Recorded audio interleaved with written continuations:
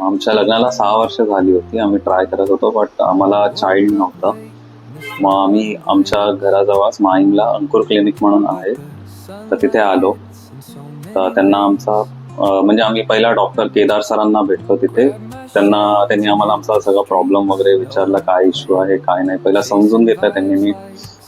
मग आम्हाला त्यांनी गाईड केलं चांगलं, आणि आम्हाला म्हणजे सगळे मेडिसिन्स वगैरे काय घ्यायचे वगैरे आणि एक्सरसाइजेस वगैरे काय करायचं ते सगळं आम्हाला गायडन्स दिलं त्यांनी.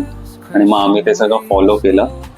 आणि त्यांनी मग आम्हाला 5 महिन्यातच म्हणजे कन्सिव्ह करायला हेल्प केली आम्हाला. आणि तिथे आम्हाला खूप चांगलं ट्रीट केलं केदार सरांनी पण. Even Manju ma'am, Priyanka ma'am आणि सर्व जे काही स्टाफ आहे त्यांनी आम्हाला खूप चांगलं ट्रीट केलं. एकदम असं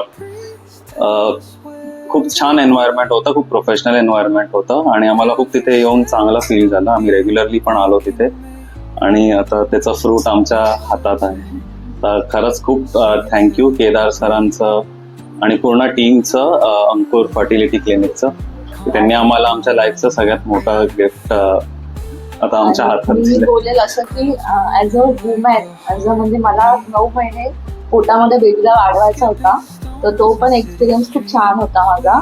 मला म्हणजे जे पण मेडिसिन्स वगैरे दिलेल्या त्याचा म्हणजे खूप चांगला फायदा झाला मला. म्हणजे उलट्या वगैरे झाल्या नाही, मला कसलाही त्रास झाला नाही. मी सगळं खात पीत होती, एन्जॉय करत होती माझी प्रेग्नन्सी.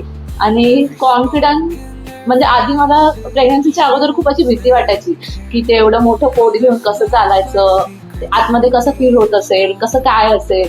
पण जेव्हा मी प्रेग्नेंट राहिली तेव्हा ती माझी भीती आपोआप निघून गेली.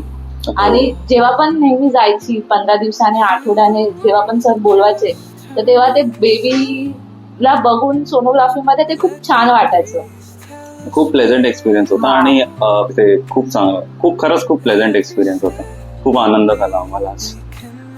इव्हन आम्ही आता खूप लोकांना सजेस्ट पण करतो की बाबा तुम्हाला रिअल जर इश्यू असतील काय, तर तुम्ही बिंदास जावा केदार सरांकडे, आणि तुम्हाला केदार सर नक्कीच चांगला सल्ला देतील. जे पण आहे ते सांगतील.